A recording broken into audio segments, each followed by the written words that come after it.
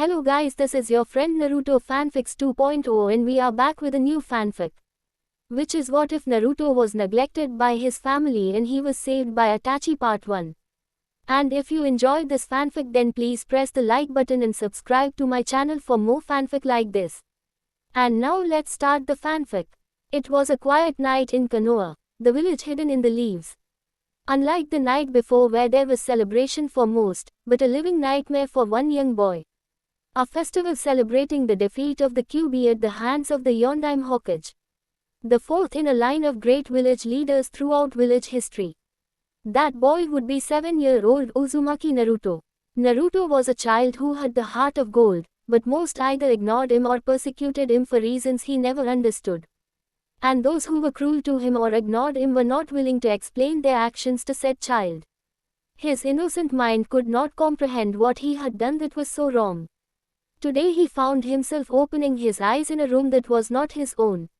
In a bed he was not altogether not unfamiliar with.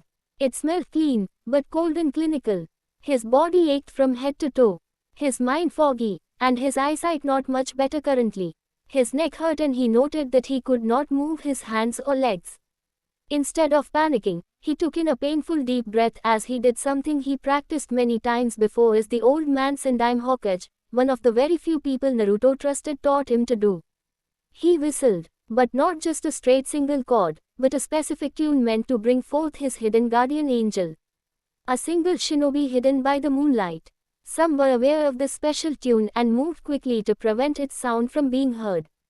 And little did Naruto know, a small amount of chakra, a mixture of his life's physical and spiritual energy, was incorporated into this tune to ensure it could not be used by anyone else. Unfortunately, Naruto again seemed to be in a position which he would not be able to seek the safety of his throat. The moment Naruto attempted the tune, he noted a shadow over his eyes. It was still semi-dark in the room as the sun had not fully arisen. Before a third note could be released, his nose was covered tightly and he heard a woman's voice that commanded him, "Be silent, or this will be far more painful," as he was forced out of consciousness due to the lack of air not reaching him. He was tied down and expected to finally be put out of his 7 years of misery. An early end to a morbid and painful young life. But to his joy, or displeasure, he hadn't decided which at the particular moment, a black blade flew through the window. It stabbed the woman's hand which held Naruto's mouth and nose, but did not touch him. The precision of the blade was meticulous and highly professional. It was downright dangerous and the assassin knew her time on this earth was likely at an end. But she had a mission to complete. She drew the blade from her pierced hand, and proceeded to impale young Naruto between his innocent eyes with the same blade. Halfway through the motion, a silver tanto intervened. Holding the tanto was a silver-haired man with a black mask covering his face, with one eye covered by his headband, and he wore the armor of the Hokage's personal guard. Tenro, the Daisensadai Sodo Denshu. The Hokage's third-generation sword dance, which normally consisted of Hatake Kakashi, Tenzo, Uchiha Itachi, Gekko Heian and Yugao. The assassin showed no fear. She leaped back toward the door exiting the strangely large hospital room, and instead of trying to escape, she twisted the blade around and swiftly sliced the blade across her midriff, then reverse thrust the blade into her stomach. Seppuku, the art of killing oneself due to failing to uphold one's honor or the honor of their master or family, the boy's savior noted. The master guardian placed 2 gloved fingers on the boy's neck and noted a slow and shallow breathing. Even then the breathing was getting weaker. He was poisoned. Something on the woman's hands must have contained some form of poison.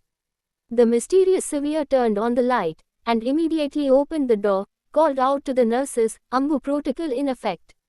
I am Ambu and a captain of Konoha Secret Service, codenamed Wolf. Get word to the Hokage of a phantom who tried to snuff out the light of a protected kit." Quote, the nurses didn't know what the code meant, but those hidden in the shadows of the inner workings of the hospital did. Within seconds 3 triage nurses arrived and began analyzing the poison residue from the would-be assassin's glove. 2 minutes later, a gust of wind was felt as a swirl of leaves materialized. As the leaves dropped, an old man appeared in their wake. His old eyes fell to the unconscious boy, hardened, and asked all, "What is Naruto's condition?" Quote, The old man's anger could be felt in waves as the nurses and the newly arrived doctors could barely stand in his presence. We managed to get some of the poison out, Hokage-sama. It is slowing the degeneration of his tissues down, but it is not stopping it, the closest doctor offered despite he pressure being exerted just to stay on his feet. How long does he have? The Hokage asked dangerously. A week at most, as we know little to nothing about this poison, and the forensics lab was never finished since. Quote. Wolf. Prepare a squad of 4 including Crow and Raven and meet me on the roof of my office building. Team Row is going on one more mission before it's dissolving. Without a word, Wolf vanished, and 5 more guards appeared as if by magic. The old Hokage nodded his approval and vanished soon after in a puff of smoke. Atop the Hokage tower stood 20 loyal personal guards. But of those, only 3 were in the Hokage's Sendai SHO. Team Row, who were in front, all looked over to the side when a green spandex-clad man with a bowl cut arrived. He knelt beside Team Row, prepared to explain his being there. This is an Ambu meeting, Matogai. Speak, the annoyed Hokage commanded. Before his ridiculously green spandex-clad rival spoke, Wolf stated simply, if our mission is what I believe it to be, we will need all of the muscle we can get, which is why I asked Matogai to join us. Otherwise, all that will remain would likely be the splattered blood of our remains against the wall of whatever town she is currently residing in. After a brief moment, the Hokage found himself agreeing with his first captain. The Lord Hokage nodded, and stated, someone who was under my direct protection was harmed in my village. Team Row, alongside John and Matogai, your mission is S-Class. The highest ranking mission possible, so you know that failure is not an option. Wolf, Crow, Raven, Banzai, and Guy. Bring my student home. Bring me Sanju Tsunade. Normally his corps of soldiers would have vanished in quick motions almost faster than the eye could see, as his word as Hokage was nothing short of law. He however noted their hesitation and looked to the head captain and asked, what is it, Wolf? Tsunade-sama was given autonomy from the village many years ago. Attempting to convince her or forcibly retrieve her may prove difficult, Wolf warned, as he knew of the dangerous woman's legendary reputation, not only as a compulsive loser at gambling, but as one of the most dangerous kunoichi alive. A shinobi, a ninja whose guile was not needed often, as her fists were enough to tear very mountains asunder, or so the liege NDS proclaimed. For the first time since the village went on high alert at the hospital intrusion, the old Hokage pulled out his ancient pipe, lit it and took a drag off of it as he shook his head. His expression became cold once more and stated with unwavering conviction, bring her home or worse case I will mark her as an S-rank missing in Yong. I don't have time to deal with her personal problems right now. She is on extended leave only. She understood this when she left. She is still a registered kunoichi of the Konoha. He stopped speaking momentarily and placed his hand out in a certain direction. A hidden member of the Ambu guard appeared and handed him pen and paper. He jotted down a few things and handed the sealed note to Wolf, who placed it in his satchel. The Hokage placed his right arm out to the side and every member of his armed forces vanished from the rooftop, leaving only him and the 3 Ambu that he chose as his alternate personal guards. As daylight illuminated the sky, it was not the beautiful sunshine which was expected. The clouds were grey, the wind cold and dry as the squad of 4 raced across the rooftops until they reached the front gate of the village. The silver-haired young man with the partial mask, known as Wolf, nicked his thumb, and proceeded to go through 5 hand seals. Special practiced motions with controlled burst of chakra. Once completed, he slammed his hand to the ground and stated the correct activation command, Kuchiyo's no Jutsu. A small puff of white smoke materialized, and 2 dogs walked out of the smoke. One was a golden retriever who wore a red jacket with the word Hataki written on the back of it in kanji. The retriever, eyes sharp, with a small Konoha headband over his eyes, looked up at the man who summoned him and bowed slightly. The smaller grey dog, a bulldog who wore a blue jacket and a similar headband, but around his neck. The smaller of the 2 dogs stepped forward and said, I told you not to summon us while you are using that ridiculous moniker. Why not change it to Hound or something cool? But Wolf, at least summon us as yourself. Wolf dreaded this part of his contract with his animal partners. They could be a bit nitpicky, but he didn't have time to deal with it and hope the situation was dire enough to satisfy the most easygoing of his canine partners. We have been tasked with bringing Tsunade-sama back to Konoha, kicking and screaming if we must, was Wolf's stoic reply. The little bulldog's jaw dropped, slobber fell, and both dogs shivered. He then nodded and said, "Good luck, Wolf, and don't get yourself killed." Two of the Ambu of Team Row were astounded to find a rare Ninken, talking ninja dogs. It was extremely rare to find talking Ninken, but their professionalism held firm until the dog's last statement, and then the gravity of the situation finally hit them all.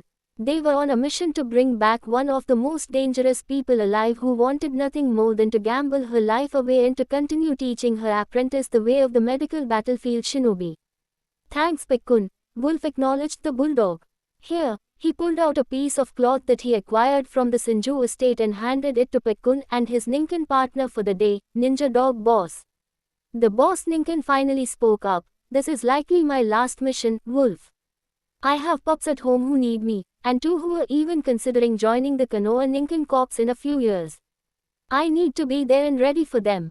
Pekkun will be taking my place as this pack's leader," much to both Wolf and Pekkun's surprise, but neither showed it.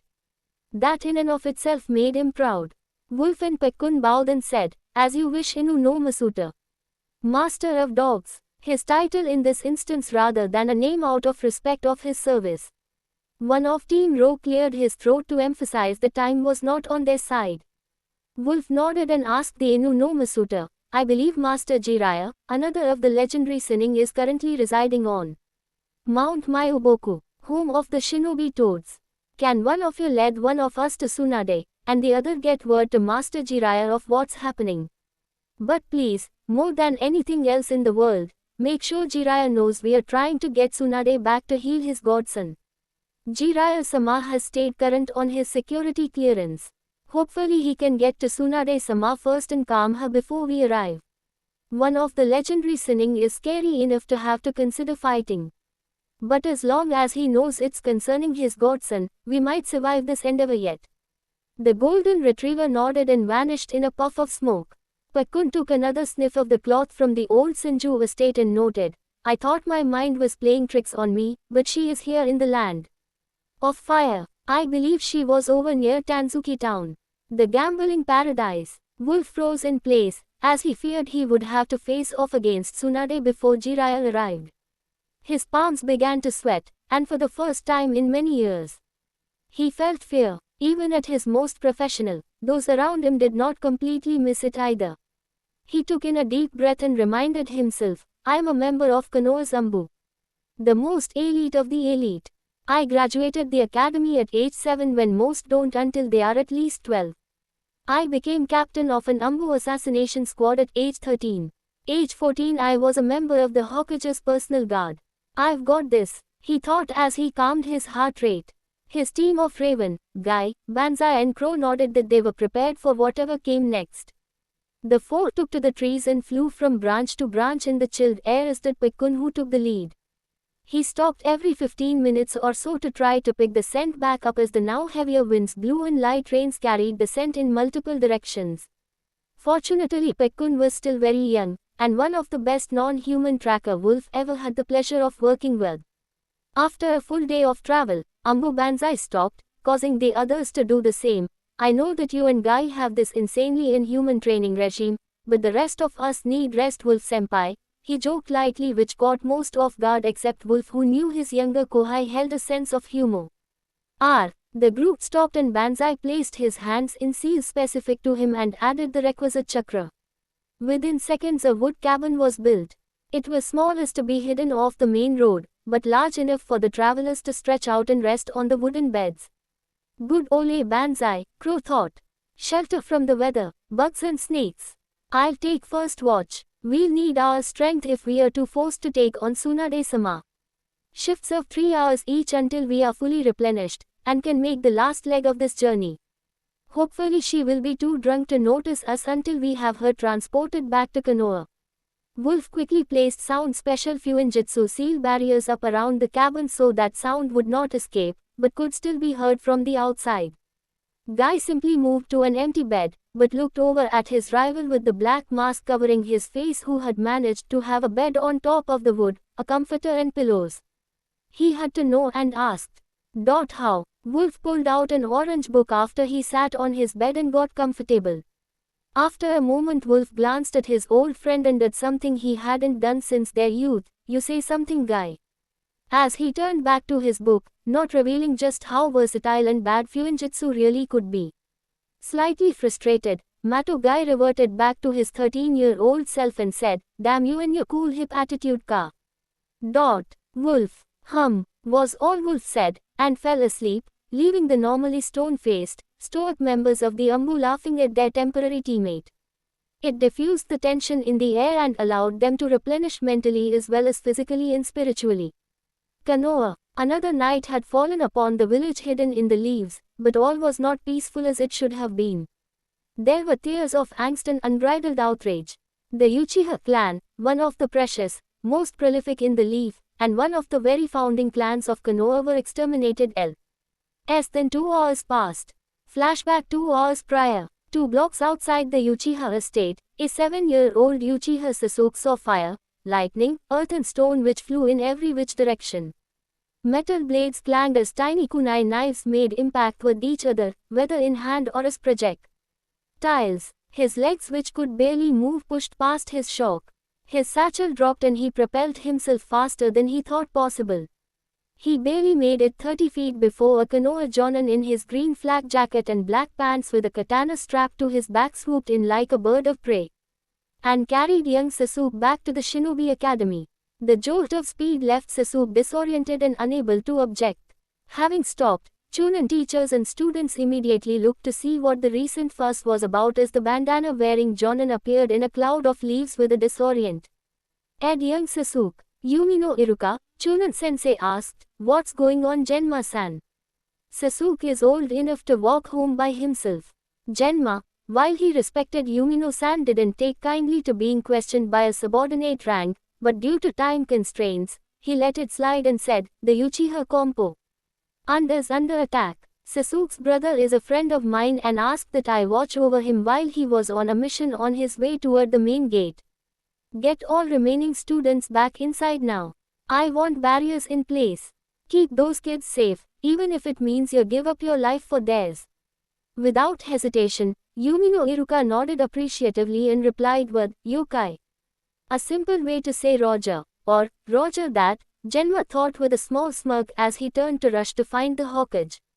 Raven and Crow were to be the party to exterminate the Uchiha should they ever rise against the village itself, as they were members of the clan and could infiltrate meetings of the higher-ups there, but as they were out on a mission, it's reasonable to assume the Uchiha clan's council figured out Raven and Crow's place in the grand scheme of things.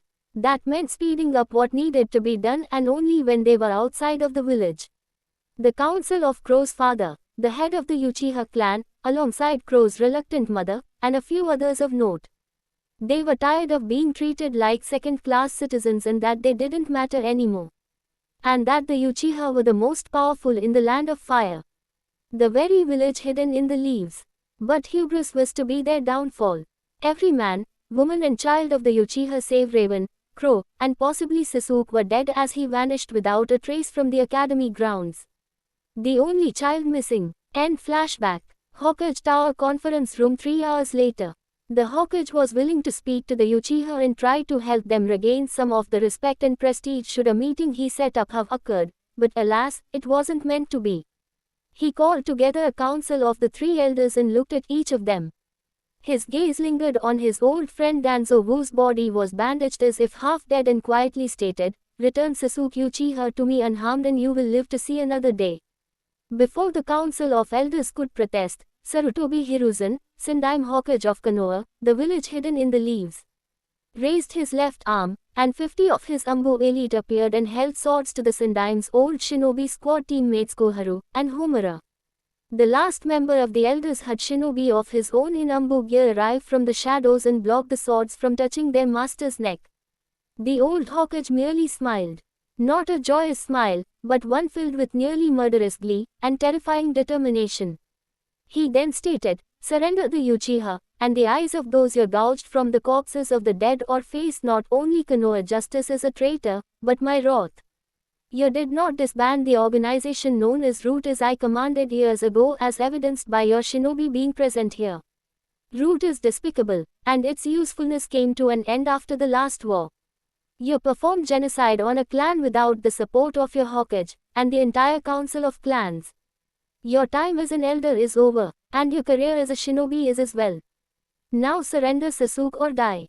I can assure you Danzo, my stick is bigger than yours. Danzo was a dangerous man, and would not go down without a fight. He simply said, these are a few leftover shinobi from an era bygone and who refused to leave my side. As for the Uchiha, I had nothing to do with that, nor is there any proof of any of this madness you are spouting, Hiruzen.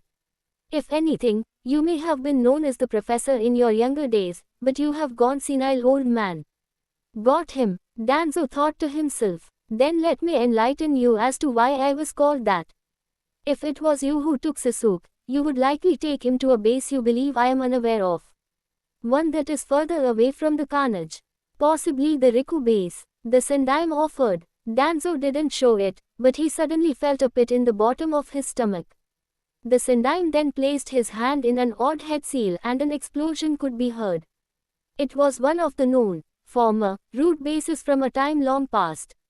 You see, old friend, I knew exactly what you've been up to. I have had my own Umbu infiltrating your root organization for years. I know every location and every shady deal you have made. The only reason you have not been executed yet is because in your own sick, twisted way. You do everything you do to protect the leaf. So let's play a little game. It would take about an hour to get to your Riku base at top speed and it's been about 45 minutes. Let's see, who do I have out that far? Oh yeah, I have a promising young woman who I entrusted with the hand seals to specifically signal the destruction of Root. If she didn't receive my signal not to begin, she would give a counter signal to all true Umbu through use of these wonderful little items called headsets. And it looks like time is just about you. Explosions erupted from all around the village and larger explosions could be seen in the distance. Danzo could no longer hide his disdain and was nearly frothing at the mouth. You three have been my teammates for a time. My friends, and now my adversaries it seems. I had some of my resources look into what occurred with Uzumaki Naruto as well. It was a poison made by Chiyo of Sunagaka no Seto. The only reason we are not going to war is because the purchase was tracked back to you two, Homaru and Koharu. Why? The two took in a deep defeated breath and Koharu began, we believed you were getting too close to the demon. Quote, the closest Umbu went to decapitate her, but was stopped by a glance from the Sendaime, you know my laws. You will not refer to Naruto as a demon. Naruto's burden does not make him a demon. Only a container for the nine-tailed beast. You two are old enough and should know better. You know the sacrifice his parents made in order for him to be seen as a hero. After another uncomfortable moment Homura stated, look at the depths you are willing to go through for an orphan. You have deployed 4 of our finest shinobi to bring back Tsunade of the Sinning. That is on par with sending them on a kamikaze mission. It's potentially suicide. Hiruzen looked to Danzo and asked, do you know who Crow is? And don't lie, we are far beyond secrets right now. Danzo reluctantly nodded. Well, what you might not know is that Sasuke is Crow's little brother. The world stood still. Crow could be the nicest man in the world. He was a man of peace and loved his village more than anything save his brother. 7 years ago, Sasuke was kidnapped and Crow, before he was Crow, was unleashed for the first time. He not only decimated a small village, but nearly put the Sendaime and the Yondaime Hokage in the hospital when told. He could not go after Sasuke. And, yes, I am putting this here as I keep getting complaints about Itachi being an overpowered Gyarus too. Itachi essentially sucker punched Hiruzen and Minato. He didn't win in an all-out fight. He is a ninja. He fought dirty and was underestimated due to his age. I know he would not win in a straight UP fight against the Sendaime and Yondaime at age 10. Possibly ever. The Yondaime refused the Sendaime's wish to execute Crow for his action and reminded his old mentor, those who abandon Air mission are scum, but those who abandon their comrades are worse than scum. His younger brother was in danger. who is more of a comrade than a loved one. Not many remember just how dangerous that switch was inside of Crow's head. Apparently Danzo did. Hiruzen was no fool and knew exactly where Sasuke was taken and had his own elite shadows follow and retrieve him before the explosions began, but it was time to take back the reins of Konoha from those behind closed doors. Having Naruto get hurt shook the old man to his very soul, but he knew that the team sent was the only one strong enough to bring Tsunade home to help medically rebuild the now Uchiha-less village save 3 or 4. Sarutobi Hiruzen was known for his kind and forgiving nature, but that had also become a liability of late. He looked to his 3 former friends and shook his head sadly as he calmly commanded, I planned on letting Crow deal with this then when he returned, but he will have enough to deal with Tuck. Ingover is clan head of the Uchiha most likely. Execute them. Meanwhile Tanzuka town. After a few hours rest, Team Ro had arrived.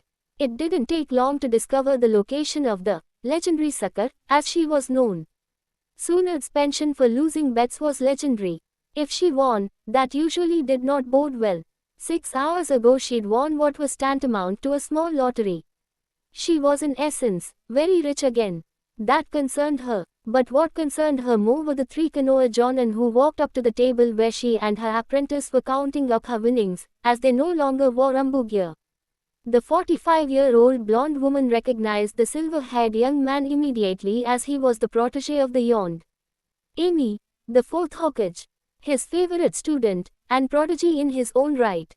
Normally she would have blown the ninja off immediately, but asked, the looks of fear and determination on your faces tell me that this is important.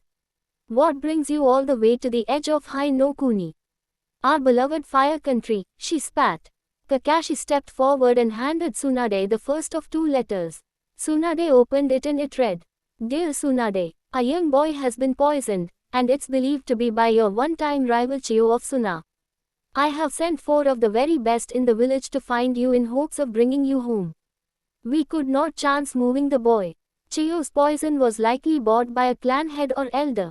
I will find out which and exterminate them quickly as I was named one of the guardians of the child when his parents died.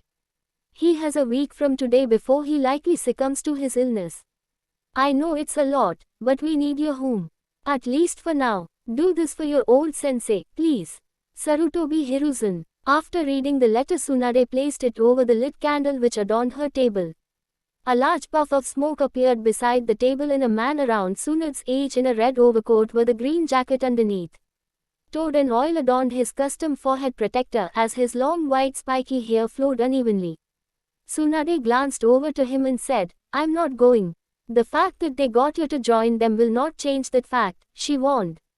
The normally loud, and admittedly super perverted Toad Sage Jiraiya looked to the one he was cleared to know as Crow and said, Danzo ordered the attack on your CLA. Only your 2 remain. Your brother is in critical condition at the Byavan, Jiraiya said as he slipped into his more familiar language of Konoha. He reminded himself that Byavan was hospital. He then looked at Tsunade and asked, Remember what happened 7 years ago when the Uchiha child was kidnapped by the village hidden by steel and how Sensei and Minato ended up with a few broken bones? They told a 10-year-old he could not attempt to rescue his brother. He is not only still alive, but he is one of the senior captains of our Rambu. And said village was nearly wiped off the map. I think the only reason Wolf is in command is because he leads Team Ro when they are united, Jiraiya warned. Senju Tsunade, allow me to introduce you to Uchiha Itachi. Tsunade looked over to said Uchiha, but now kept her eyes just below his knowing of his family's penchant for eye-based hypnosis. Itachi spoke for the first time since retrieving the news as his hand now gripped the kunai blades in his pea. Ouch! I had reason to bring you home as another is in great danger and it was our Hokage's wish, but now failure is not an option. Will you come with us peacefully Tsunade-sama? Tsunade was curious and inquired, and if I don't, quote, I will beat you to within an inch of your life, have your protege here heal you, and drag your back kicking and screaming so you can heal my brother. Tsunade cracked her knuckles, and her neck appeared behind Itachi at an impossible speed and sent a punch toward his head. As the fist impacted, she found nothing but air, and crows dispersing as she then heard his smooth, classy voice, You'll have to do much better than that if you want to defeat me my lady. Kakashi looked over to Jiraiya. not knowing whose side he would take. It was no secret that the super toad sage pervert of Konoha had a thing for the slug princess Tsunade. Jiraiya sighed and said, "It's my godson Naruto, she is refusing to help by not going. I won't allow her to be hurt too badly, but she or her assistant Shizune must be taken back to Konoha to help Naruto." Right as Jiraiya finished saying his piece, another wall was destroyed. Tenzo, formerly known as Banzai, stepped to the side and asked his senpai, "So, are we going to get involved in this?" "No, but our good buddy Mato Guy is if Itachi can't finish this soon." The quiet assistant puckered her lips up and fired out metal senbons. Almost like little thread needles. They almost struck Tenzo and Kakashi near, or about dangerous pressure points. She removed her hood and glared at her childhood friends Kakashi and Guy. They in turn looked on in shock. They believed their friend to be dead. "Shizune?" Kakashi asked carefully. The bar on the far side of the casino establishment was now torn out of the floor and tossed effortlessly by Suna, the Itachi who for the first time this fight was grazed. Jiraiya hated what he had to do. He joined the fray. He walked over and stood face to face with Tsunade and said, "It's time to go home, Tsunade." Quote, "I no longer consider Konoha my home," she answered honestly. "I'm sorry you feel that way, but I have received a copy of these boys' orders. If you don't come home, you will be marked as a missing Inyong with an S-class bounty on your head. You will have to watch over your shoulder for the rest of your life. Ninja and civilian alike will try to lure you into a false sense of security, and pounce the moment you show even the slightest weakness. Don't make me have to fight you. Plus, it didn't say you had to stay in Konoha. You are just needed for now. It's there, brat," emphasizing whose child Naruto was. Jiraiya hoped his rare serious moment was enough to convince her of how important this mission was. As soon as he stopped, she walked up to him, back her fist and yanked it forward to create an impact across his face that caused the very air to tremble. He was knocked back a kilometer. One of the more dangerous elements now out of the way, she stepped outside to deal with an increasingly less patty ENT Uchiha Itachi. She looked back to Itachi as he managed to hide long enough to give Jiraiya his chance. She then said, "I'm sorry about your brother, truly, but I lost my love and my little brother to the ninja world. I will not help the fools of the Hidden Leaf." Itachi stood firm, conviction in their hearts. Then they were blurs as they raced toward each other once again. "So this joke is the one who took on Minato and the old man," Tsunade pointed to Itachi and snorted disbelievingly. "I'm not impressed." Itachi, who just learned of his family's fate, now spoke from the shadows of the darkly lit room, denied, "I'm not here to impress. I only managed to do so because they underestimated my desire to protect my little brother. On a head-on match, I would have been decimated. But that doesn't mean I can't handle my own," he warned as he threw multiple shuriken and kunai from what appeared to be every angle in the room at once. Tsunade realized what she was seeing wasn't possible and placed her hands in the requisite seal as she quickly called out, "Kai!" Release, as she stopped the flow of chakra through her system and impressively dodged every single projectile while she kept an eye on her apprentice, who seemed to be holding her own well enough. It seemed as if they were not trying to use lethal force on her ward, and for that she was grateful. Not that Tsunade'd admit it. Jiraiya, who'd prepared for Tsunade's sneak attack, sent a Cage Bushin clone in his stead. He'd been correct to send the self-aware duplicate in his place. As the second clone flew back, he could see Tsunade getting very angry from the clone's memory transferring to him after its defeat. Every time one was knocked back, it disappeared in a puff of smoke seconds later. Shisui kept Shizune from interfering as his speed nearly doubled that of most other Konoha jonin. The fight seemed as if it would last forever until a green blur appeared to fly through the air at a speed that caused the wind to whistle. Right as Tsunade's form twisted, it was a split second too late as a baritone voice called out, "Dynamic entry." The flying kick caught the distracted Tsunade off guard. As she lifted her body back off the ground, she looked to Gaia and said, "This isn't over," before she passed out from the shock of the strike. Fortunately, Mato Guy was a taijutsu expert and knew where and how to strike to avoid any vital spots and permanent injuries. Unfortunately for Guy, however, Tsunade losing consciousness was only a ruse. She flipped back up, kicked Guy in the chest, who flew through another wall which illuminated the room more as the light from the outside shone in. That gave Itachi less places to attack from. Tsunade's kick matched perfectly with where Jiraiya was standing outside as he was hit. His Guy's body was propelled through the wall. Guy and Jiraiya stood up off the ground. Guy, who was a Jonin in his own right, was pissed, and was glad for his many years of training honing his body to be virtually unbreakable by normal shinobi.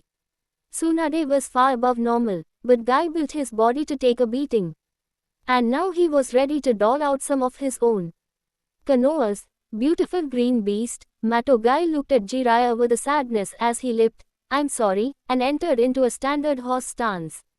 Aura started to glow around him and he called out simply, "First gate."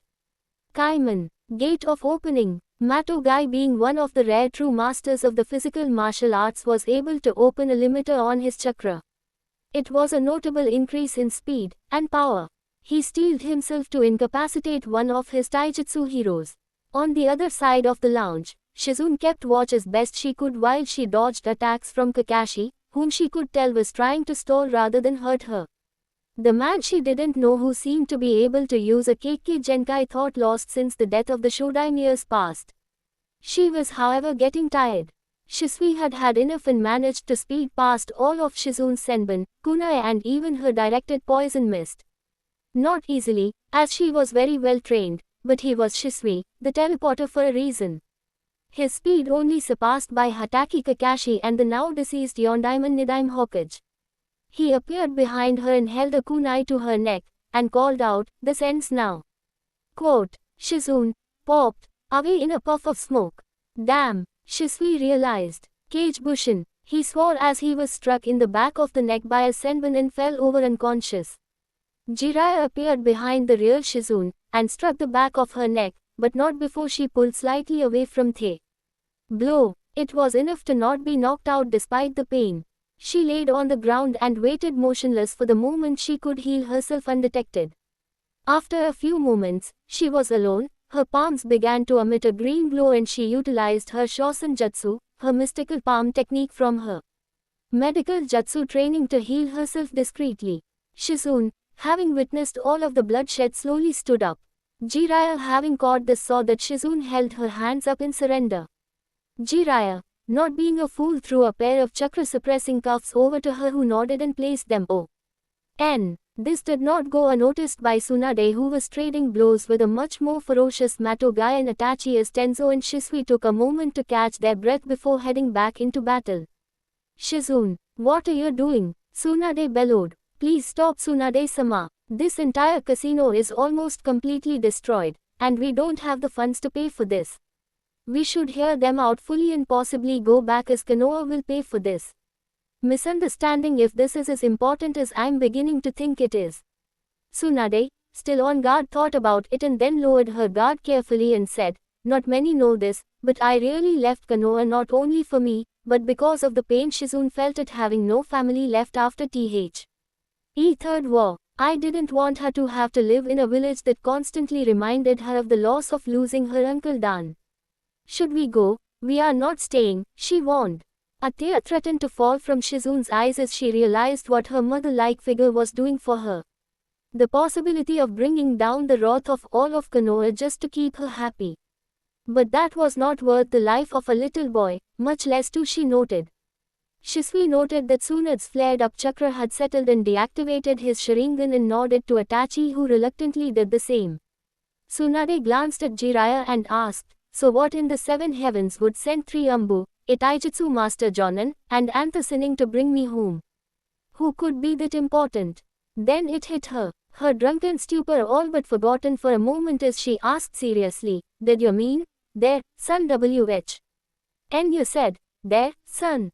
Jiraiya nodded but kept his thoughts to himself for the moment. Kakashi looked at Jiraiya with a look of utter shock, as Naruto's history is one of Konoha's most guarded secrets.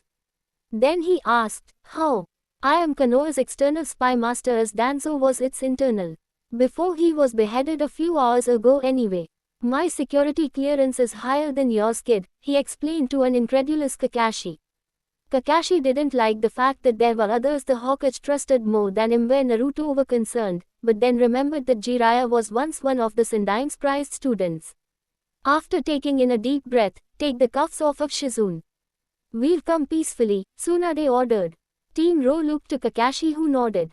It's time to go home Shisho, Shizune said as she took Tsunade's bag which held her stash of sake she was not supposed to know about. Tsunade swore under her breath as she knew her student wouldn't surrender the bag while they traveled. Jiraiya walked over to the owner of the casino who had just walked in and handed him a bag of diamonds. More than the cost of rebuilding, the loss of customers for the time it took to rebuild, employ pay while out of work and still have money over for improvements and renovations.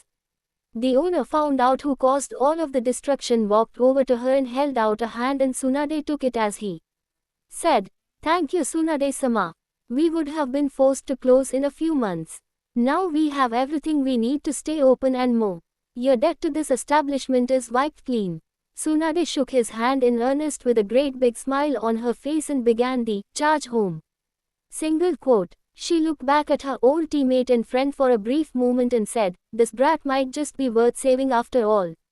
"Let's not forget about my brother as well," Itachi warned. To keep tensions down, Kakashi ordered operational silence on his team the rest of the trip.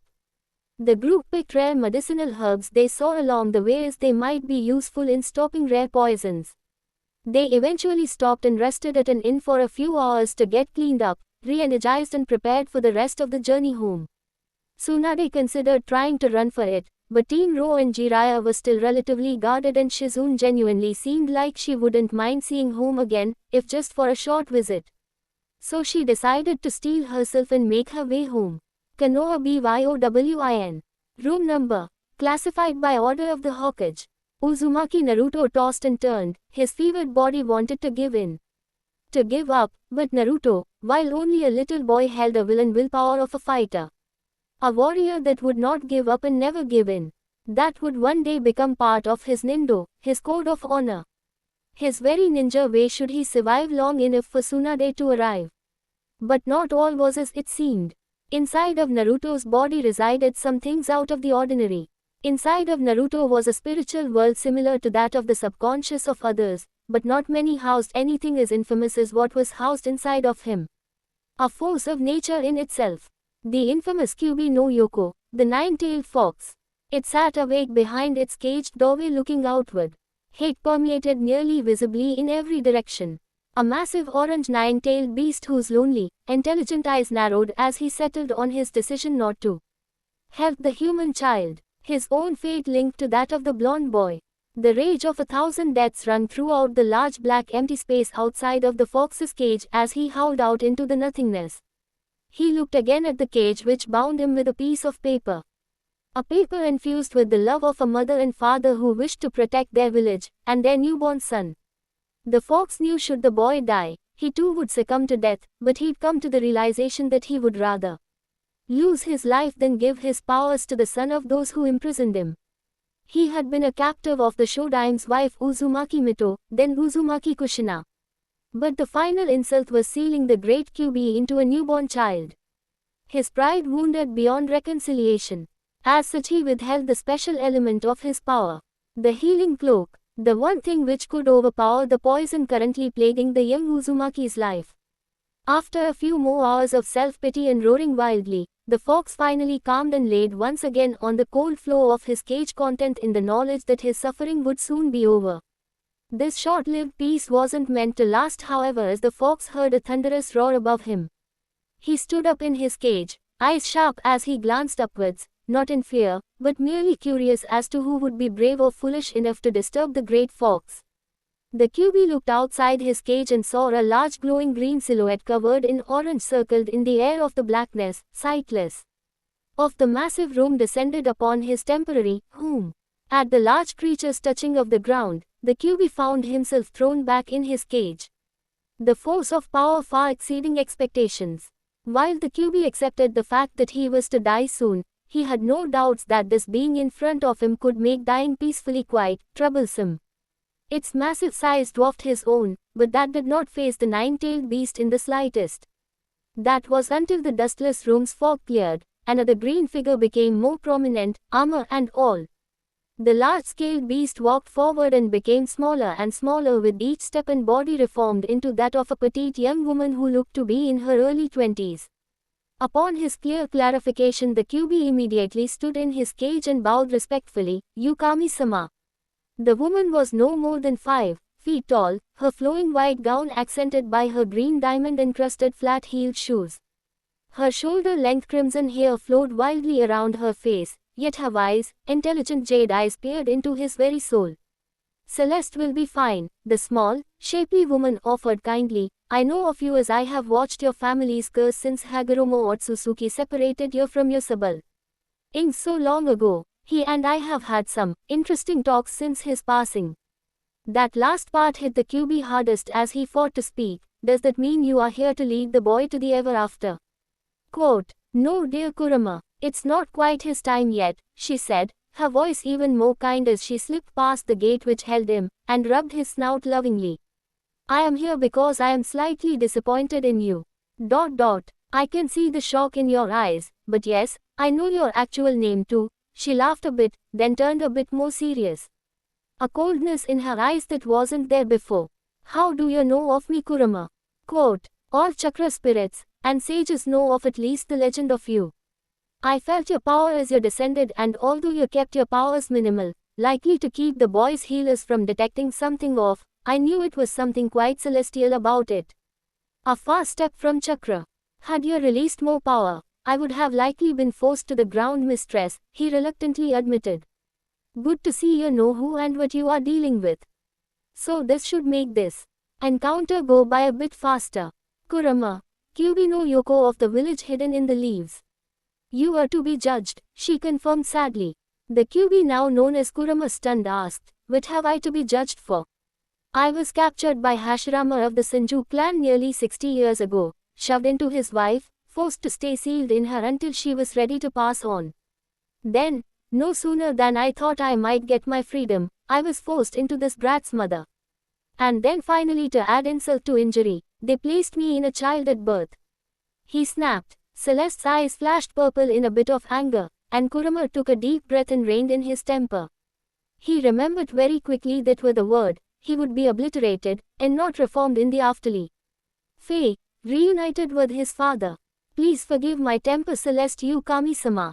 I have just been imprisoned for so long, I forgot myself for a moment." Celeste, who already knew of all Kurama's torments and suffering, could not let his greatest sin go unpunished. While she cared about Kurama, someone under her purview, she would not allow an innocent child to die because of his prisoner's past. "You are allowing an innocent child to die due to the actions of others which he had no control over." Quote, Kurama eyed the young-looking goddess with a wary glance and noted, "I was controlled when Konoha was attacked to try to gain my power by an Uchiha. Maybe it'd be better if I were to die anyway. I have no place in this world. At least no place to make me happy," his deep voice conveyed. Celeste again took in this information for what seemed like 100th time and asked, "So you have nothing against the child himself?" "No, my lady, only the predicament surrounding him. And the only problem I have with him personally is that he is my jailer. I have not tried to make contact, though I considered trying to take control of him when he was attacked a few days ago, as I felt my life was in danger." That was when everything changed. Kurama's fur bristled at the awkward silence that followed his admission. Celeste waved her hand to the open air and appeared back outside the cage which kept the mighty Nine-Tails captive. Celeste sat in a comfortable-looking chair which appeared at her glance and with a sad expression warned, "You had the power to save an innocent child, one whose very life is intertwined with your own, and you were still willing to let him die to set yourself free. It was selfish and unworthy of the trust your father placed upon you." She chided sharply, which tore at the beast's heart, and he started releasing small bits of his healing chakra in an effort to hide it from his deity's view. Kurama was surprised when his powers stopped working and looked to the dragon goddess Celeste. Celeste saw his actions and decided that it made her happy that the beast's heart was not completely stone. As such, she offered him a chance, her voice still cold. "I have stopped your flow of chakra to the child as I noticed your attempt. You did well in attempting to rectify your mistake, but had I not arrived, you would have let this boy die. As such, You will wait and see if he survives with the help of outside assistance. I can detect great signs of relief outside the boy. The one, I believe her name was Tsunade, must be near. In here my senses are not quite so clear. But I digress. Should the boy survive, I will introduce you to him. You will plead your case to him and he will decide if you are to be given another chance, or sent into oblivion. Let us see if my hunch for this child is right. At the front gates of Konoha, the two Chunin-level shinobi that guarded the entrance stood from their seats in awe as Senju Tsunade's visage could be seen slowing down to enter the checkpoint. Kakashi bit his finger and dropped a blood sample on the special chakra paper which verified his identity. The others followed suit. The two at the gate were so awed, they could only bow in reverence. Soon as the group was past the gate, Tsunade whispered to Jiraiya, "What's with all the speed and shine, Jiraiya? Your perverted excuse for a novel can't be that great, can it?" She deadpanned. Jiraiya curled his lip in mock indignation and said, "It just so happens both of my newer books are masterpieces. And are on the Shinobi World's bestseller list for a fourth month in a row." Then his face took on a more serious tone as he said, "They are looking at you. You are one of the legendary Sannin after all, and you haven't been home in over 9 years. Tsunade was about to object when she saw people bowing in reverence as she took in the majesty of her old home village. Its beautiful landscapes, and she took in a deep breath and looked at the medical center. She wasn't happy to be home, but she turned on her clinical mode, mostly, and walked up the steps to meet the Sendaime as he walked out of the glass doors to meet her. Faster than the eye could see, she punched her old sensei back through the doors before they could slide open and he flew back nearly 40 feet. 20 Ambu appeared, 3 which caught the Sendaime. The others, Wolf, Crow, and Raven, included, surrounded Tsunade. Hiruzen checked and found only a few broken ribs and said, "You are lucky you are so needed right now, Tsunade. This will not go unpunished," his old voice chillingly warned. Tsunade's voice, equally cold, replied, "We are leaving the village after this is done. Send another S-class crew of shinobi after us again, and I won't hold back next time. I warned you and the council to improve the medical training for years so you wouldn't have to depend on me so much. You should have listened. Now tell your band of misfits to move and show me to my patients, old man." The Hokage growled at his old student's blatant disrespect, but could not deny she had a point.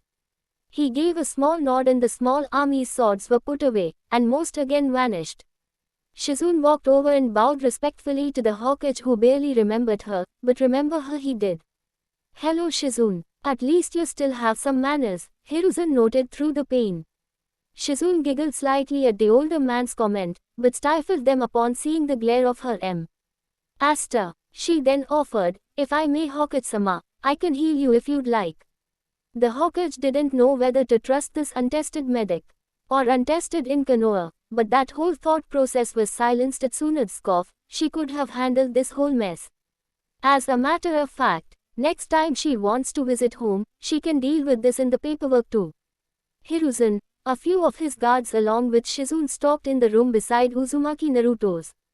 Across from his was that of Uchiha Sasuke, who too was hurt in his abduction attempt by Shimura Danzobi. For his execution, Hiruzen was held back and lain on his back. Shizune began his examination and surgically repaired his bones with her Shosen Jutsu.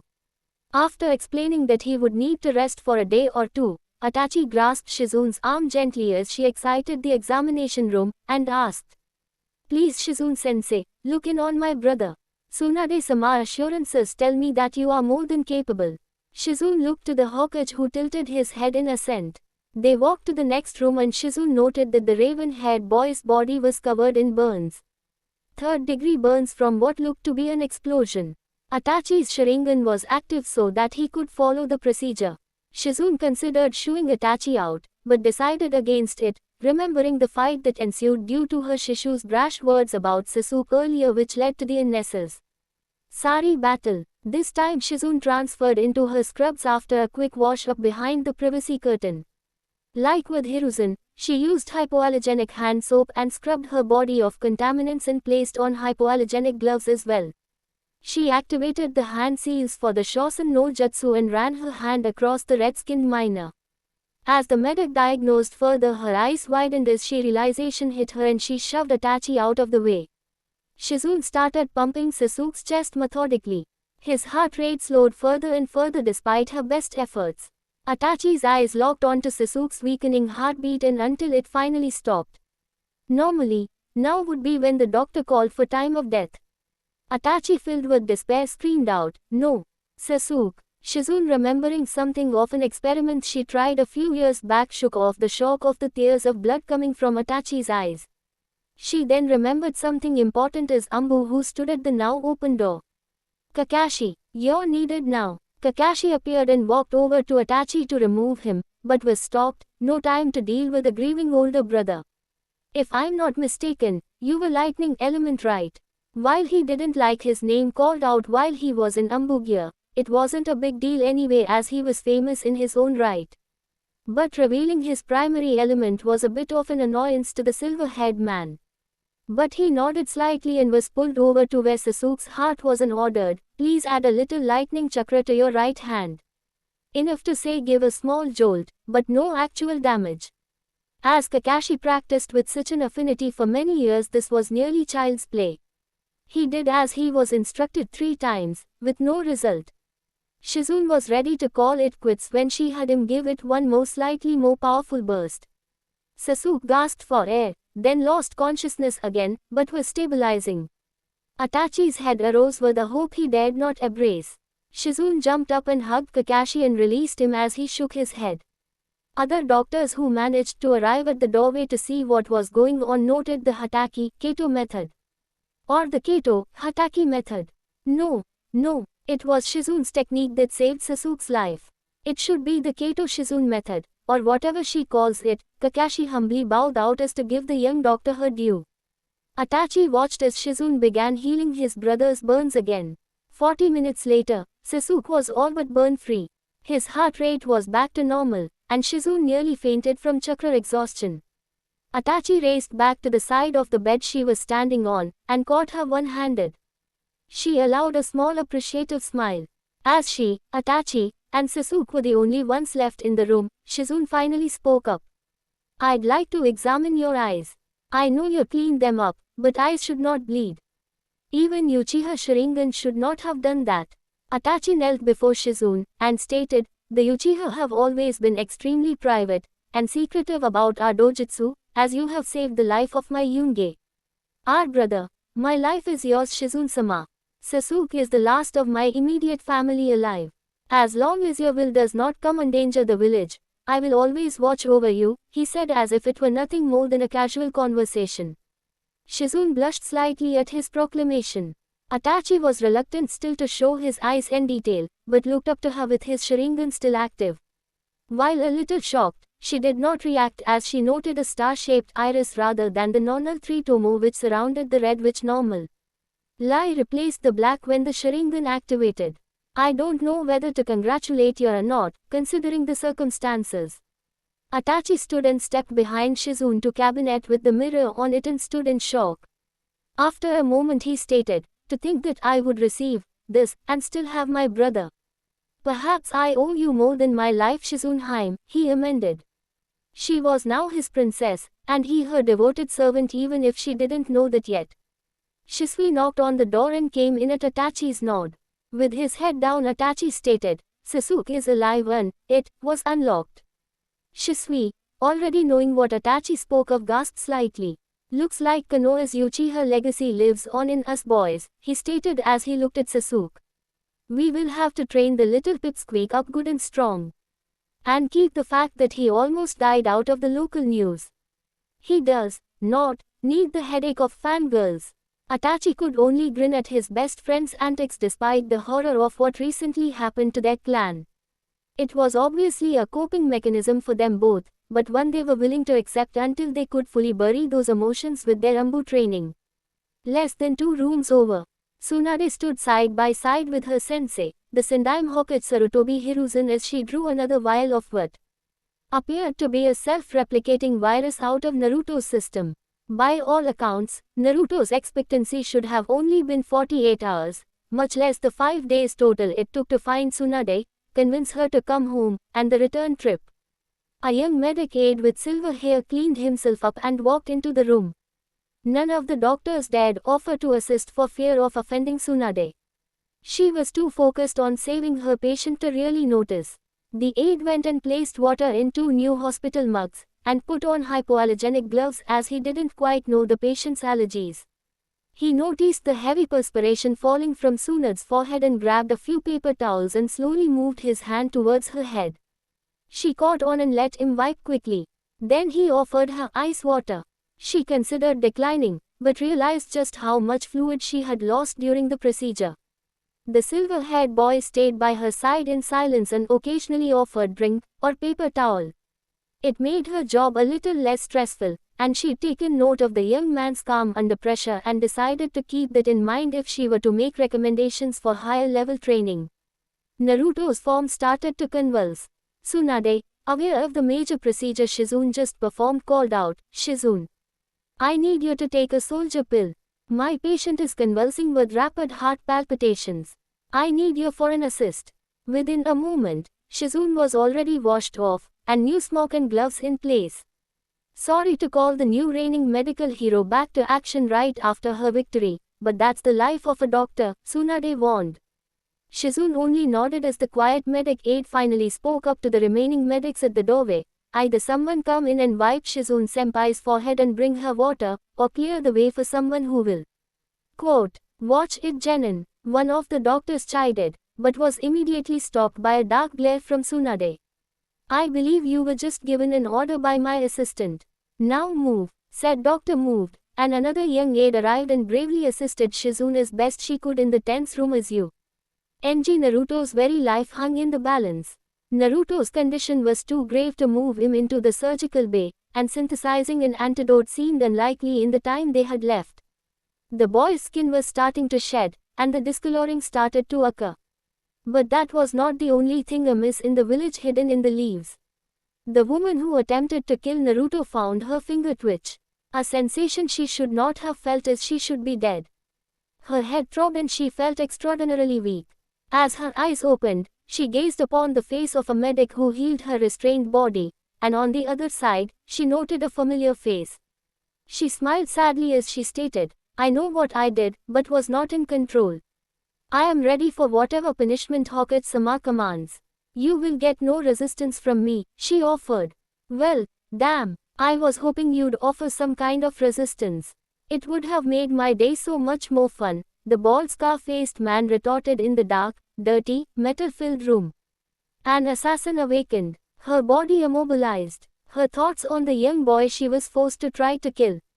The would-be assassin looked into the man's cold eyes who stood directly in front of her and whispered, "The traitorous snake used his power over this cursed seal to compel my hand." Quote, "For the 4th time, the Kunoichi of Konoha explained what occurred when she attacked Konoha's Jinchuriki. She offered no resistance, nor did she fight the Yamanaka mind-walking techniques to aid in the finding of the truth. The Sendaime was furious beyond words. He didn't understand many things his former student did, but trying to assassinate a child was the last straw. Sarutobi turned back to his former student's puppet, but was surprised when she spoke first, finally 100% cognizant. "The antidote to the poison is in my home under the bow staff display in my bedroom. Someone please hurry and get it to the child's attending doctor before it's too late. I am already on Lady Tsunade's bad side from an event years past. And I'm already on a lot of people's shit list. Please inform her it's the root of Konohakiriko, and aloe vera. She will know where to go from there," she screamed when she realized it had been days under lock and key with no signs of daylight since the poison took effect, and Naruto was still alive. And there was a chance he could survive. After getting a hesitant nod from the Hokage, the would-be assassin continued, "Please ask Jiraiya-sama to try to remove this command seal. Or to add a much stronger suppression seal. The current seal added by Kakashi, senpai just isn't strong enough. I know he is strong, but I can feel the dirty snake bastard trying even now to get his vice grip back into my mind. I don't want to give up my life, nor give up being a shinobi of Konoha. Should you choose to strip me of my rank and throw me in jail, or even execute me, I accept it without question. But as a current shinobi of Konoha, I want to make sure there is no way I can hurt another citizen of our beautiful city. Quote. Hiruzen's cold eyes softened slightly at the young woman's words. He learned long ago to differentiate a plea for mercy from a truly repentant individual. She was the latter, and as such he said, "Bring me Jiraiya." Quote. He didn't speak to anyone specifically, but feet started shuffling to accommodate his order. Moments later, the tall white-haired man arrived and faced his sensei with equally serious looks as he asked, "Are the rumors true? The woman who tried to kill Naruto is alive?" "Yes, your former teammate is the cause of the pain Naruto-kun has had to endure as he set up the trade for Suna poisons, and whatnot. It was Homura, Koharu and Danzo who went into business with the snake. But do not take it out on the girl. I have had Anoichi and Ibiki working on her all day. She had no control over what she did. It was another seal that forced the young lady to act the way she did. It was activated off of a timer of some sort," the Sendaime advised. Jiraiya was not happy. He wanted to shove a Rasengan down her throat for harming his student's child. He turned and looked at the heartbroken face of the young woman whose eyes shared in his hurt. It did not calm him, but transferred some of his rage to its rightful target. Orochimaru. Back at the hospital, Naruto's body laid perfectly still as Shizune purified Naruto's blood and Tsunade replaced in his body. Two Ambu arrived. One bowed and handed Tsunade the little green vial and said, "The poisonous survived and revealed she was under duress when she attempted tea. Oh harm Uzumaki Naruto, this is the cure. Root of Konohakiriko, and aloe vera." Cut off before he could say any more. "Why didn't you say so, you moron?" Tsunade, annoyed, ran a glowing hand over the vial. Once she confirmed its base ingredients, she opened it and took a small whiff in. "Only 3 people are known for this poison. One of them my former teammate. Death by 1,000 poisons," she said worriedly. Tsunade took a deep breath and debated whether Naruto would gain anything by taking the antidote now. She looked at her co-doctor who nodded the affirmative. Tsunade dispensed the medicine and looked to Shizune and instructed, "His body is still burning up. We need to get him into an ice bath ASAP." The silver-haired boy, who worked at the hospital as an aide, vanished and reappeared with a child-sized tub, and the girl who assisted Shizune ran off as well. As the silver-haired boy adjusted his glasses and prepared for the next phases, he poured 2 gallons of water into the tub. The black-haired girl with the red face markings arrived with 6 bags of ice. They filled up the bucket. Tsunade and Shizune looked on, impressed and proud of what the 2 young medagnons in training accomplished in what appeared to be mere seconds. Tsunade and Shizune, along with a few surgical doctors who were previously standing at the door, gently moved Naruto down into the ice bath. His body was red from the heat. Tsunade looked to her silver-haired aide and asked, "What's your name, boy?" Yakushi Kabuto Sennin-sama. "What do we do now, my lady?" Shizune asked. "We've done as much as we can. If you're the praying sort," Tsunade said to those gathered around, "now's the time to see if someone up there is listening," she sighed. Naruto's mindscape. Kurama looked on patiently as the ancient goddess held his gaze. It was not fear Kurama felt, but a longing to be free from what seemed to be his eternal damnation. His continued prison sentence. But he no longer blamed the child for things beyond his control. He just hoped Uzumaki Naruto truly was someone special. Celeste, eyes focused, and she smiled slightly and said to the great fox, "Naruto will be fine. He has people who are very talented in the medical arts looking after him." Kurama only nodded. He knew what was to come next. Celeste waved her hand out again, and a small form appeared on the ground, peaceful and at rest. "Wake up, my little hero," Celeste prompted gently as she caressed his small whiskered face. Little Naruto stretched and opened his eyes. Celeste, remembering how large and scary Kurama was, opted to give the fox a chance. She took the moment Naruto mentally stretching to silently minimize the size of the fox. By the time Naruto's eyes cleared, he saw the most beautiful woman he had ever seen sitting over him. As Naruto looked around, he noted he was in a place he saw in his dreams sometimes, thus he assumed this was just another dream. The first thing Naruto could verbalize when he found any words was, "beautiful." Quote, the goddess, being millennium in age, she was quite flattered, and allowed a small smile to adorn her youthful-looking face as she muttered, "Oh, I definitely like this child. Celeste knelt beside Naruto and looked deep into his innocent blue eyes.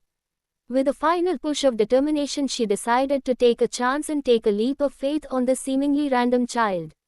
Celeste took a deep breath and gently released the pent-up nervous energy which threatened to spill over. She knew that there was a chance Kurama would fail his test and lose his life.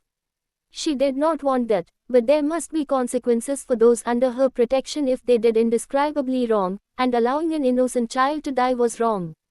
My little hero, my name is Celeste.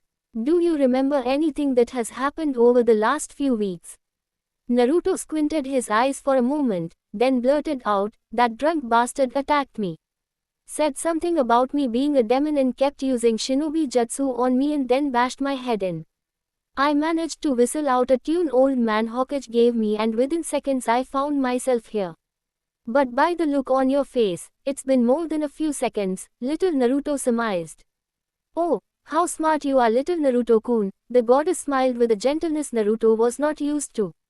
It made him nervous, and even more cautious. This did not go unnoticed by Celeste, whose features took on a more sad and contemplative look. Naruto looked around, then back at Celeste and realized she was glowing. A brilliance amazingly bright, yet not blinding. He found himself kneeling before her clumsily, but asked anyway, Kami-sama. Am I dead? His question caught her off guard, but then she did something unexpected. She laughed, not a horrible or horrifying laugh, but a laugh so beautiful, birds would stop singing to listen to its melodious sound, Naruto thought shyly. Her green eyes met his blues and asked, why would you think me a kami, and why do you think you're dead? Quote, well, I have never seen such beauty before in my life. The only one close to as beautiful is Ayame Ni-chan. You have to be someone very powerful and special, Naruto confirmed for her. As for why I am dead. I'm meeting with you, so I must be dead, right? And are my parents here? I hope they aren't dead. I hope they are somewhere happy. Maybe they lost me and I was lucky and taken in by the hidden leaf. He asked sadly. His soft-spoken words broke the goddess's heart, but she held back her tears. She stood away from Naruto and said, you are not dead, my little one, but you're close to it. Tsunade of Konoha's Grade 3, one of the world's best medical ninjas, was brought in by the Sandaime Hokage. To save you, he sent his Ambu far to bring her home just for you. Hearing this, Naruto's eyes began to water. He didn't think the old man cared that much for him. Just showed him pity like a few others. He felt another warmth overtake him as his smile widened and his tears freely flowed. Celeste was again crestfallen by this, but made happy in the same moment. After a while Naruto looked again to the bright lady, but before he could ask again, she answered, and I am not the Kami, but a lower layer. Well, Kami, you know of the great Kami, and his brother the Shinigami. I am the Shinigami's daughter. At this revelation, Naruto froze from terror, but after a moment relaxed a little, as she had not heard him and said it was not quite his time yet. Celeste stayed quiet as to not overwhelm the mind and spirit of the child. After a time she asked, before we discuss your parents, would you like to know why the villagers ignore you, and sometimes treat you a little unfairly? Quote, Naruto's body perked up at the realization that someone would finally explain things to him. Celeste sat in the chair she called forth and placed Naruto on her lap, and she told him the story The Great Fox. Upon finishing her massive tale, Naruto's eyes were flooded with tears of frustration and sadness. He understood why he was hated, but he wished he could make them understand. Celeste knew that she needed to take the next step sooner rather than later. She pulled the young boy into her bosom, and said, the fox has the power to save your love, but would have preferred to die rather than be trapped again in another person, as he has already been entrapped for nearly 60 years. Quote, Naruto wiped his nose on his sleeve and his tears came to a slow halt as he said, I guess I'd be a little grumpy too if I was stuck inside a place with no freedom. Even here in Konoha, I have some freedoms, even though I get those dirty looks. Quote, Celeste again gave a small smile at his innocence and asked, I think now would be a good time to meet that mean old Fobax, don't you? Said in a way which made Naruto blurt out a small laugh despite his fear of meeting the evil Kyuubi. Single quote. Naruto nodded and looked at the area Celeste gazed. The caged wall appeared, and a fairly minuscule fox laid there in silence, sadness evident in his eyes. Naruto got off of Celeste's knee and walked over to the cage. Kurama didn't do or say anything. But Naruto did the unexpected. His spirit self climbed into the cage with his detainee. Celeste went to call out for Naruto as her maternal instincts kicked in, but she held back that urge. Kurama raised an eyebrow as Naruto pointed at the fox and yelled, "You're the one making people be mean to me, you damn fox. Why, what did I ever do to you, you overgrown plushie? I'm just a kid." Naruto ended up whining the last part. Celeste had to place her hands over her mouth to keep from laughing out loud at the little outburst. She just wanted to squeeze his little cheeks and yell out, "Kawaii." But she was able to contain herself. Barely. The furs on the back of Kurama's minuscule back stood up as he fought back a growl of annoyance. He then said with a deceptively calm voice, "You do realize the only reason I haven't eaten you is because Celeste-sama would not be pleased. Be wary of your words to me, Jaki." Having nearly forgotten already that his fate essentially laid in Naruto's hands, the fox spirit threatened his young warden. Naruto crossed his arms, waited a moment, then sat down cross-legged on the floor and asked Kurama, "Okay, I haven't given you a chance. I don't know you, so why don't you tell me why you are stuck inside of me, and maybe we can figure out a way to make both of our lives easier, huh?" Kurama noted with each sentence. Naruto's knowledge and wisdom seemed to increase. His vocabulary did the same. As Kurama looked up to a green gem on her dress, she grimaced as she noted it was slightly glowing.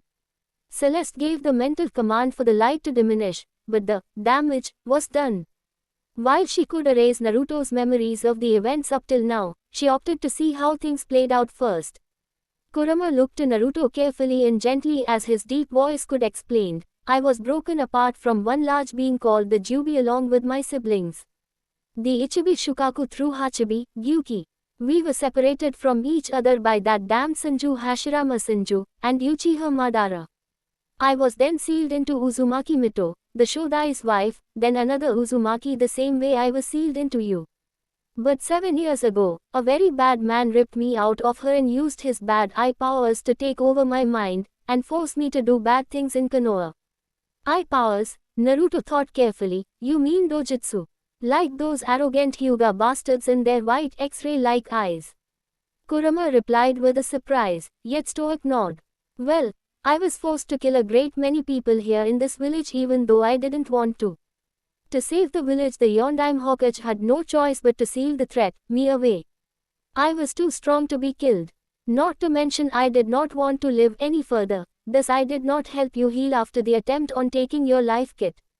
Quote, ignoring the fact that Kurama almost let him die, and that he called him a kid, a pup of some kind, but didn't know how he knew that, "So he sealed you away inside of me. The reason people call me a demon is because you are sealed inside of me. But that can't be right. I can't be a demon.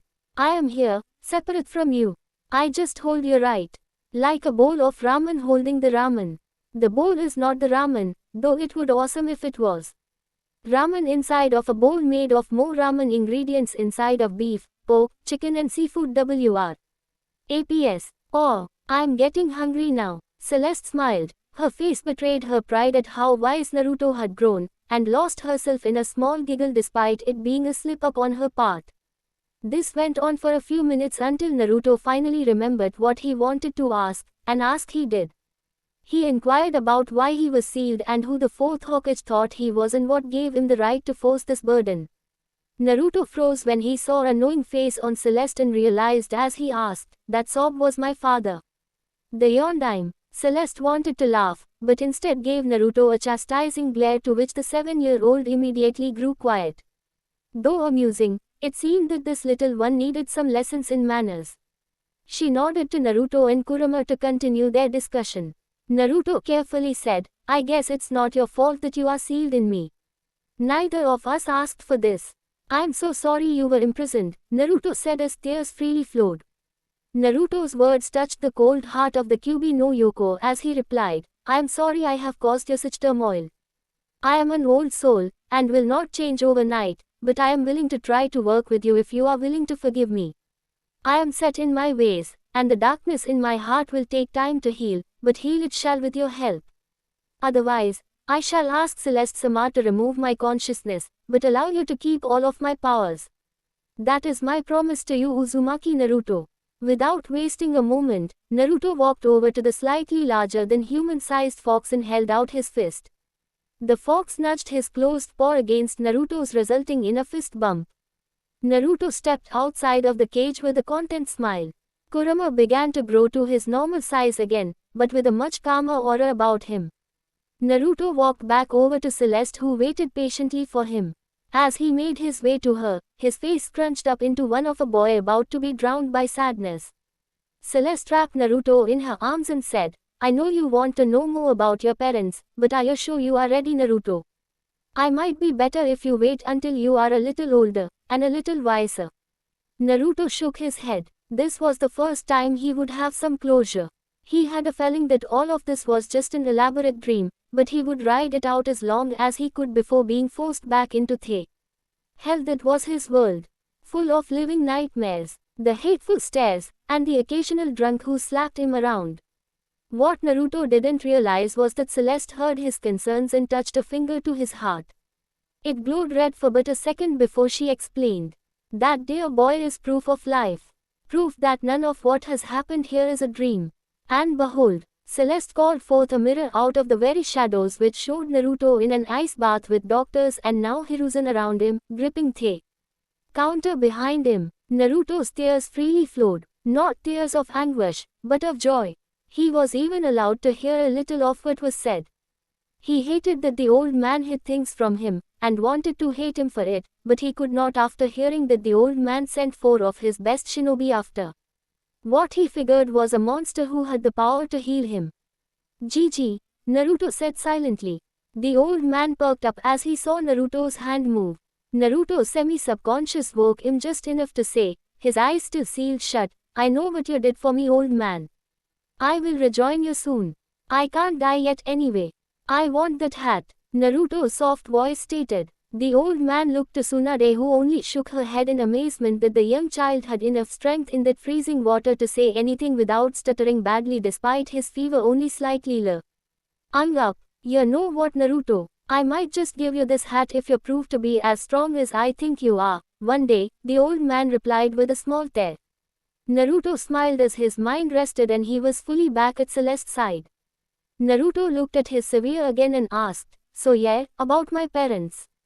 He slyly tried. Celeste nodded and started, I had a chat with your parents. One in paradise, the other who serves my father now, the Shinigami. But have no fear, they are allowed to occasionally see each other. This is the story of a love between 2 great warriors. 1. A beautiful red-haired girl from Uzugakure no Seto, the village hidden by whirlpools. The other, the handsome golden-haired boy of Konohagakure no Seto, and how the two were not really that close. The girl even considered him weak and unworthy of her time when she first arrived in Konoha. But that was only the beginning. My mom was from another village. Naruto asked excitedly. That she was Little Prince. She was to be the heir to the Uzumaki clan, the ruling body of Uzu before its fall. She explained sadly. Flashback. Nearly 20 years passed. Konoha Shinobi Academy. This is Uzumaki Kushina. She's new here. She hails from Uzu no Kuni, an ally to the Lee.